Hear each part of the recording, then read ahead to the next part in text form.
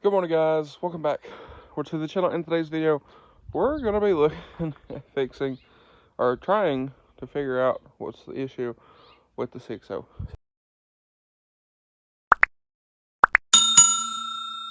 So I believe I know what it is of why it's not starting anyway. So last night I didn't film because it was dark.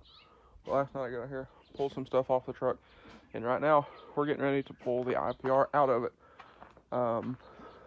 So pulled the intake off, pulled the degas bottle back off, pulled the fickum off, and like I said, we're getting ready to pull the IPR out of this thing. So anyway, we're doing it up here because Silver Bullet's in the shop, all tore apart. If y'all seen that video, and it is currently immobile. So we're doing this up here, and this wouldn't start anyway. So we're doing this up here. But anyway, guys, let's get after it here. Let's get this IPR out, and let's take a look. All right. So got the IPR out. We'll look at it in a second. Now, I thought I would kind of further explain a little more what the issue was. So Friday, today is Wednesday. Last Friday, I drove the truck, and it hesitated on a hot start. Y'all know we've had this motor out. We did a bunch of stuff to it. I put a little over 1,000 miles on the truck, and you know, we did new standpipes, new dummy plugs, new nipple cups, new injectors, cam, new heads, head studs, bunch of stuff, a whole bunch of stuff. And we have videos on everything if y'all want to go back and check those out. But there shouldn't really be any issue of why we had such an enormous high pressure oil leak. And then the next day I drove it, and under full throttle, we was only getting about 1900 psi, which is kind of low. That's actually pretty low. But come back home, you know, we were idling around 800. Got home, stopped it right here, shut it off, immediately tried to start it back, and it wouldn't build any more than 300 pounds of pressure. So come back later when it cooled off, same thing, wouldn't build over 300 psi pressure. So that's kind of where we were at. Now, talked to Matt over Blessed Performance. Big thank you to Matt for all the help. The truck also pushed a bunch of coolant, but we'll talk about that in the next one, because I want to verify after it's running. So he recommended this, and after I got to thinking about it, I kind of thought the same thing. But as you can see, that guy has seen better days. So we tried to keep this thing very clean while it was apart. I mean, y'all seen this. Every time we left the engine, we covered it up. We tried to do everything we could other than put an oil cooler back in it. We didn't put the oil cooler back in it because it would have been in the way, and we didn't want to break the plastic thing for the oil filter. So that was just kind of that, but it still happened. So I do have, luckily, another screen kit. So it comes with these O-rings and a new screen. As you can see, this is all pushed down, and it's definitely seen better days. So anyway, what we're gonna do is I'm gonna move this stuff off of this powder coated piece. We're gonna go, we gotta do some stuff in Conway. So I've already washed my hands and all that fun stuff, but we're gonna go do that. We put a little plastic plug in where the IPR goes back there, so it should be good, all sealed up and all that stuff. Then if you didn't notice, we put something in the turbo, so all the open extremities have been covered. and plugged and whatever else. Same thing with our coolant lines here. That one's stuck over the nut for the clamp. This one's got a bolt in it, so it should be good. But like I said, we do have to go run and do a few things. Then when we get back, put everything away and all that fun stuff, we will get our new screen located first, because the last one I bought was in October. When I bought it, because we were having an issue, the truck would stutter under heavy throttle, but nothing like this. But we put a new one on it, and I ordered 2 from the recommendation of a buddy, just in case. So we do have another one sitting in the shop.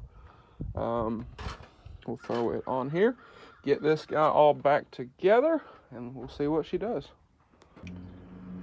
Alrighty guys, so we got this thing back together, other than the intake pipe. We left it off, he's gonna check and make sure we look like we're good as far as leaks and stuff goes. I plugged the SCT in and cranking, it didn't start. It was cranking, I think, a little too slow. But we did get to about 550 psi, which is a lot better than it did the other day. So we're gonna put a battery charger on it, let the batteries build up a little bit, because they seem to be pretty low with all the cranking and everything. So we're gonna, like I said, we're gonna put a battery charger on it, let the batteries be charging while we put the intake pipe on it. It looks like we're good for leaks because he's carrying off tools, which is a good thing. And well, we'll get those batteries charged up a little bit, get the intake back on, top the coolant off because we did drain the bottle, and we'll give her another go and see what she does. All right, guys. So they got the truck running. I'm in the blue truck, but we replaced the IPR screen. Truck still didn't want to start. Coaxed it with just a little bit of starter fluid. I mean, like the smallest bit, and it started. So I took it for a drive. Pressures were great. Come back, let it idle, checked a few things, took it back for another little drive, ran great. Come back, checked a few more things, and then went for a, probably like a 5-mile drive or so, and pressures looked great. Truck did fine. Oh, it sounds good. If y'all hear anything else other than turbo, the motor itself sounds good. When we first started up after changing the screen on the IPR, it did sound a little off. It wasn't like a miss, it just didn't have the tone that it does now, if that makes sense. So now that I drove it, it does have that tone back, so that is nice as well. So I'm gonna let it sit there, idle a little bit more. I might drive it to go get some diesel. I don't know, we'll see. But I kind of want to drive it in case there's any air or anything like that in the system. But anyway, like I said, the truck's sitting there idling. Sounds great. Seems to be good. I haven't shut it off yet. Like I said, I was going to try to make sure all the air was out of the system, because it did sit open for a few hours. So I just want to make sure we're good to go with that. But anyway, looks good so far. So like I said, I'm gonna let it sit here and idle a little bit more, and then we might drive it once more, just to kind of make sure everything's good. All right. So the other day, I got back to the house, let the battery charge. Truck would not start. Coaxed it with a little bit of starter fluid, and it started, which is weird.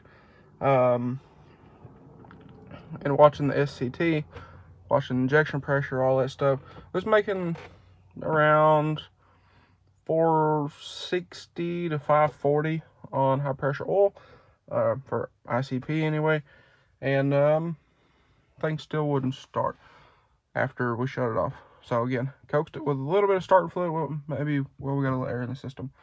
Let it run. Next day, wouldn't start. Could mess with it yesterday because it was raining. Come out today, and the thing started. Okay, that's all right. Might have some air in it. Took it for a little drive, And going down this road over here, coming down the hill, it just shut off.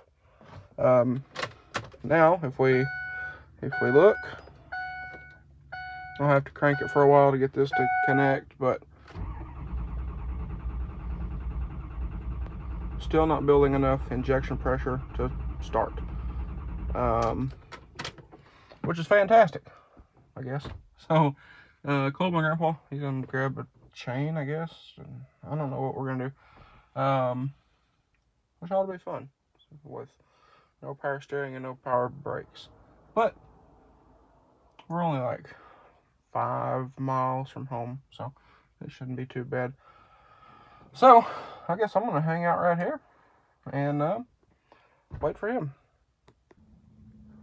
All right, guys. So we're actually gonna end the video out here. So this is like a month later. We've already fixed the truck. It's good to go. All of that.